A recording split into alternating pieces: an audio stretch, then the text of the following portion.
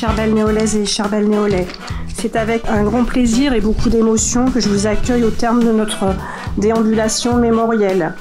Merci à toutes celles et ceux qui l'ont animée et ainsi redonné un visage à quelques résistantes et résistants de notre ville.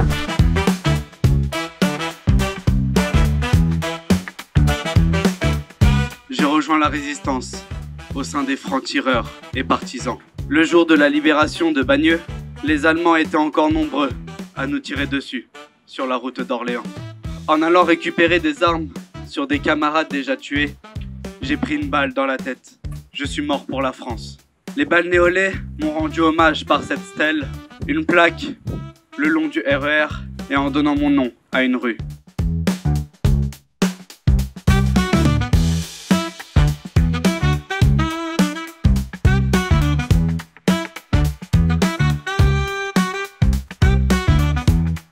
Comme communiste, c'est naturellement que j'ai pris part à la résistance contre l'occupation.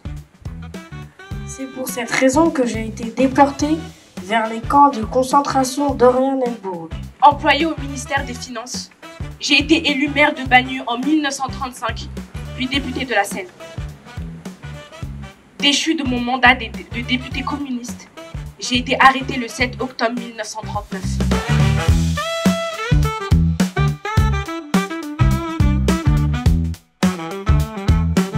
J'ai participé à des actes de résistance au sein des francs-tireurs et partisans.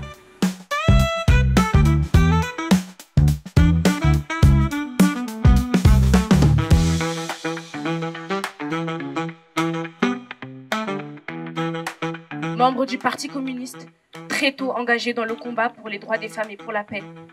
Je faisais partie du comité mondial des femmes contre la guerre.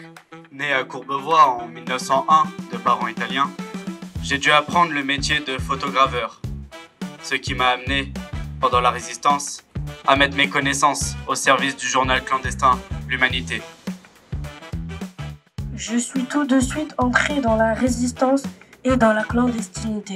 Arrêté le 23 juin 1942, j'ai été fusillé, en même temps que Pierre Hardenberg, le 11 août. Cette cérémonie, nous l'avons voulu exceptionnelle parce que l'événement que nous célébrons n'a rien de banal. C'est à quelques mètres d'ici, il y a exactement 80 ans, le comité de libération de Bagneux réinstallait le drapeau tricolore sur notre mairie, un bâtiment qui avait été occupé par les partisans de Vichy pendant les années sombres. À Bagneux, ils et elles étaient ouvriers, employés, instituteurs, étudiants, imprimeurs, artisans. Ils ne cherchaient pas à être des héros. Ils voulaient simplement vivre dignement et aspiraient à un monde plus juste. Souhaitons que les espoirs conjugués de nos libérateurs survivent dans notre très chère République.